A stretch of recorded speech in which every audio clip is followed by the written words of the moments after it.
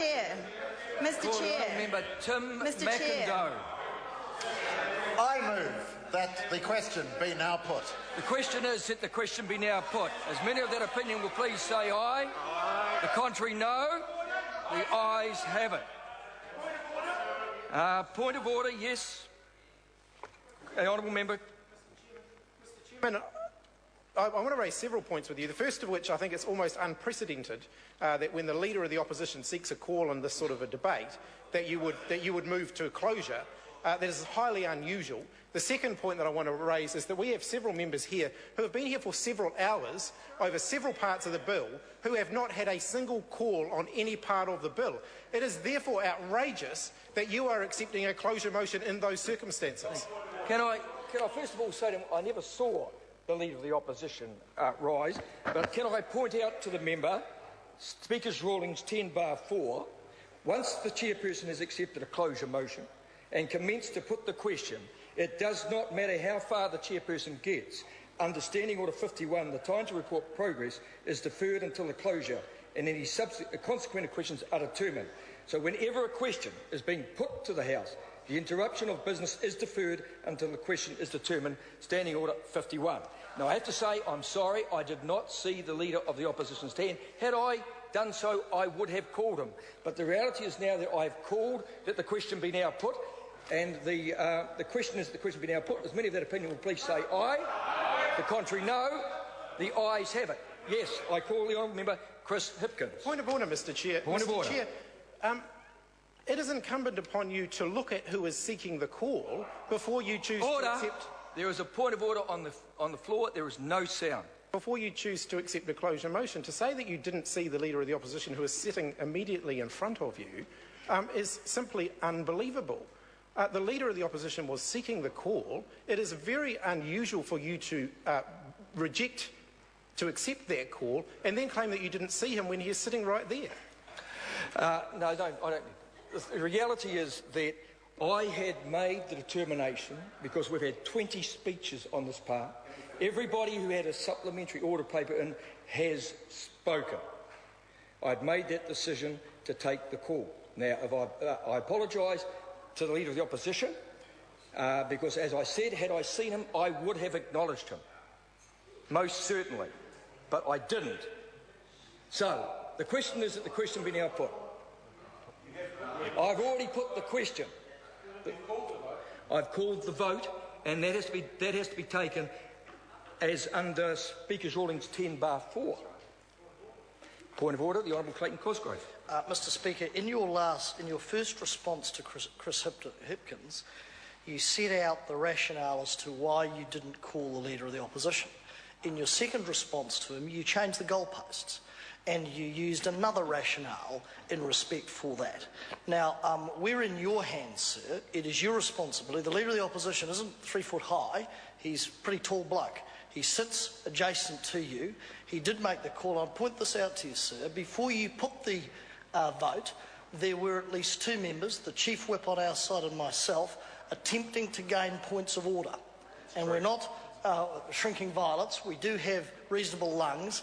And for some reason, sir, you did not take those points of order. You proceeded directly to the vote. So I put it to you, sir. With respect that you have erred on 3 counts.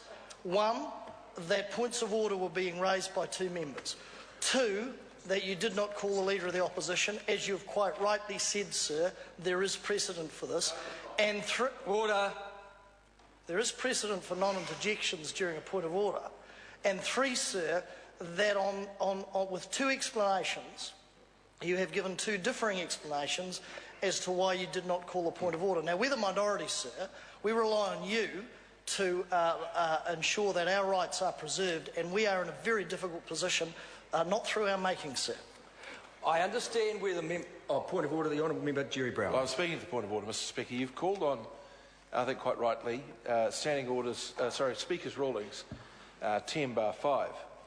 Mr. Speaker, I note here that it was actually a ruling from Mr. Hunt, 10(4), from Mr. Hunt in 2003, and if my memory serves me correctly, it was in response to similar types of points of order that I raised at the time, when the then new Leader of the Opposition, the Honourable Dr.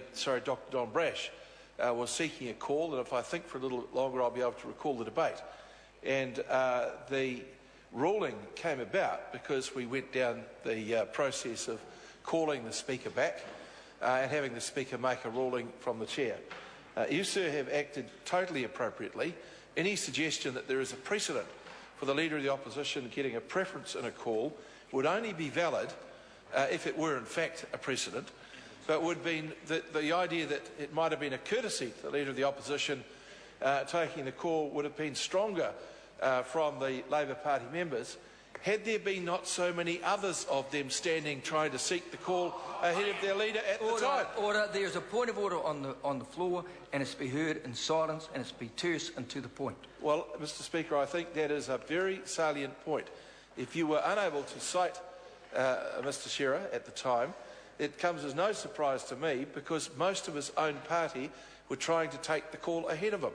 So, Mr. Speaker, any idea that you were supposed to say, oh no, on a precedent, although I have now determined that this debate should be concluded, I must go to the Leader of the Opposition, I think is an extremely unreasonable point, and I, sir, want to support fully the fact that you have not only decided to terminate the debate, but in fact called the vote and held the vote.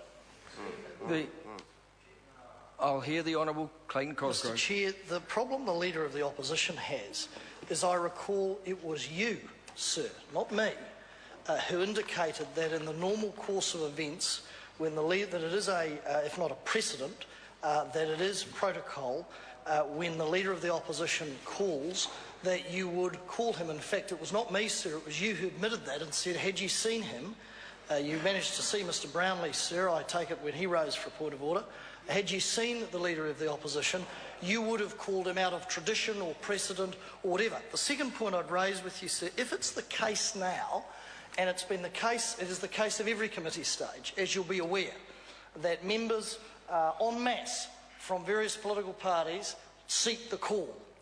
And if I am correct, sir, it is normally the Speaker that determines who gets the call, and often that is done on seniority.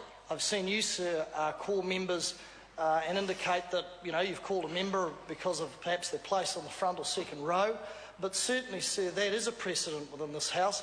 And if it's the case that we should sit down and not seek a call, that would indicate that the closure could be put. So Mr. Brownlee fails there as well. Can I just point members out on both sides of the House to Speaker's ruling 79/1, and that means that members are not in order in reflecting on the actions of the Chair. And I also want to point members also to Speaker's rulings 66/4, which I was referring to indirectly in Speaker's rulings 10/4, which says once a vote is commenced, it has to be completed. The question is that the motion be agreed to. I have ruled, and the vote must be taken according to the Speaker's ruling 66/4. New point of order, the Honourable Member Chris Hipkin. The point of order that I wish to raise, sir, is whether it is a requirement for the Chair to deal with a point of order before they begin a vote. Well, all I can refer the member is to 10/4. Whenever a question is being put to the House, the interruption of business is deferred until the question is determined, and that means it should be done now. Secondly, I come back to 66/4. Once a vote is commenced, it has to be completed. I, as the Chair of Committees, are guided by Speaker's rulings, and the Speaker's ruling is quite specific.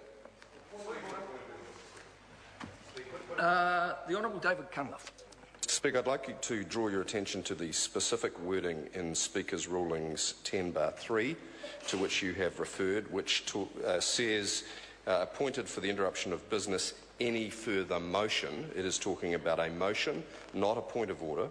And in 10/4, it talks about the closure motion, the time to report progress is deferred. Again, not about a point of order. And, sir, it's a standing convention in this House that the points of order take precedence over other matters of House business.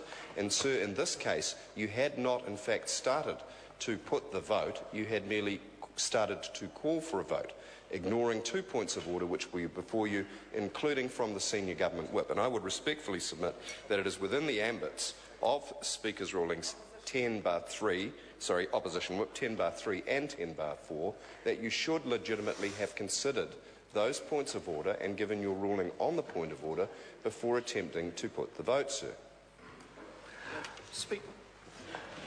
I've heard enough. I'm going to refer the members again to the following. Whenever a question is being put to the House, the interruption of business is deferred until the question is deferred. I have put the question and the vote will be taken. The question is that the motion be agreed to. As many of that opinion will please say aye. To the contrary, no. The ayes have it. Party vote is called for. The clerk will please conduct a party vote. Thank you.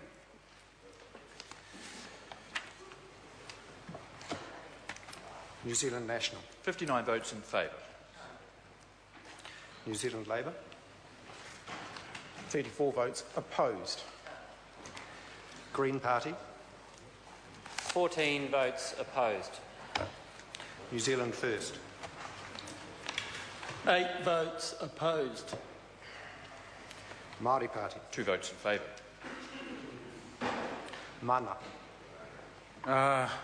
Ko tahi te pōti kore whakai. ACT New Zealand. 1 in favour. United Future. 1 in favour.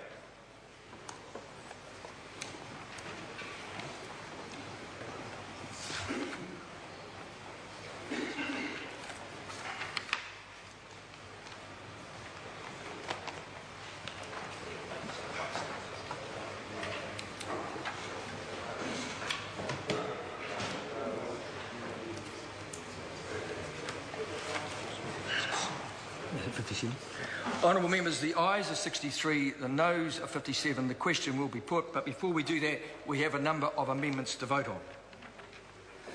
These are the ones here. Right, the first amendment is to Clause 1. It's in the name of the Honourable Member Dr David Clark. It's SOP number 45, amending the title. All those in favour, please say aye. To the contrary, no. The noes have it. Party vote call for. Clerk will please conduct a party vote. Thank you. New Zealand National. 59 votes opposed. New Zealand Labour. 34 votes in favour. Green Party. 14 votes in favour. New Zealand First. 8 votes in favour. Māori Party. 2 votes opposed. Mana. 1 vote in favour. ACT New Zealand. 1 opposed. United Future. 1 opposed.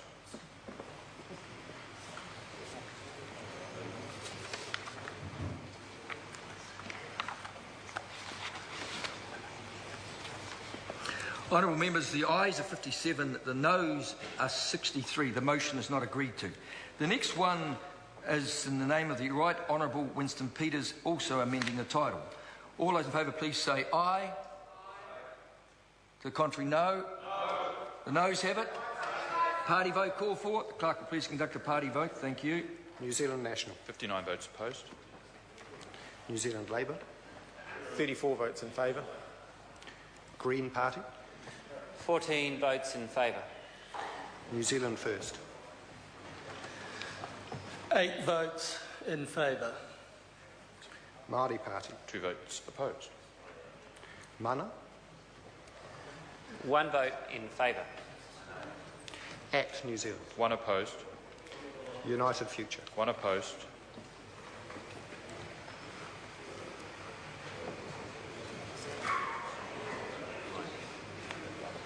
Honourable members, the ayes are 57, the noes are 63. The motion is not agreed to.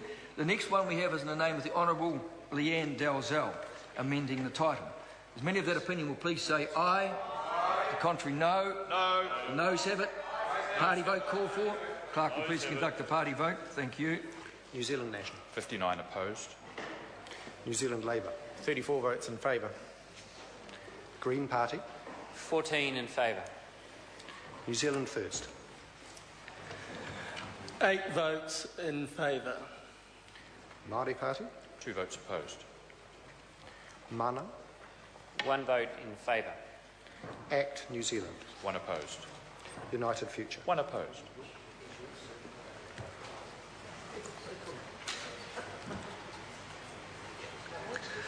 Honourable members, the ayes are 57, the noes are 63. The motion is not agreed to. The next motion we have to vote on is that of the Honourable Damien O'Connor, amending the title. As men of that opinion will please say aye. The contrary, no. The noes have it. Party vote call for it. The clerk will please conduct a party vote. Thank you. New Zealand National. 59 votes opposed. New Zealand Labour. 34 votes in favour. Green Party. 14 votes in favour. New Zealand First. 8 votes in favour. Māori Party. 2 votes opposed. Mana. 1 vote in favour.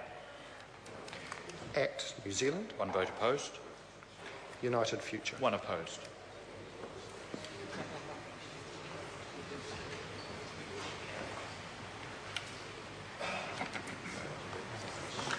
Honourable members, the ayes are 57, the noes are 63. The motion is not agreed to. The question is now that clause 1 stand part. All those in favour please say aye. Aye. Contrary, no. The ayes have it. Party vote call for. The clerk will please conduct the party vote. Thank you. New Zealand National. 59 votes in favour. New Zealand Labour. 34 votes opposed. Green Party. 14 opposed. New Zealand First. 8 votes opposed. Māori Party. 2 votes opposed. Mana. 1 vote opposed. ACT New Zealand. 1 vote in favour. United Future. 1 in favour.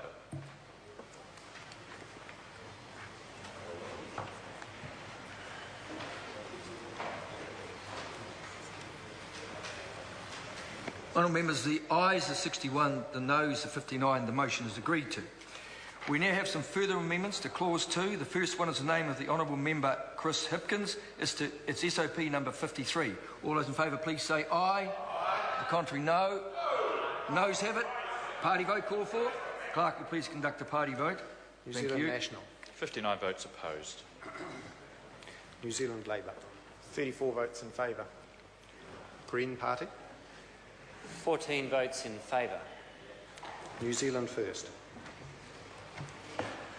8 votes in favour. Māori Party. 2 votes opposed. Mana. 1 vote in favour. ACT New Zealand. 1 opposed. United Future. 1 opposed.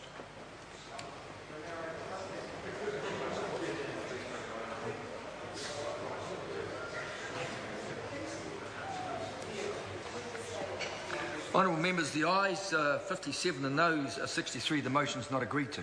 The next one we have is in the name of the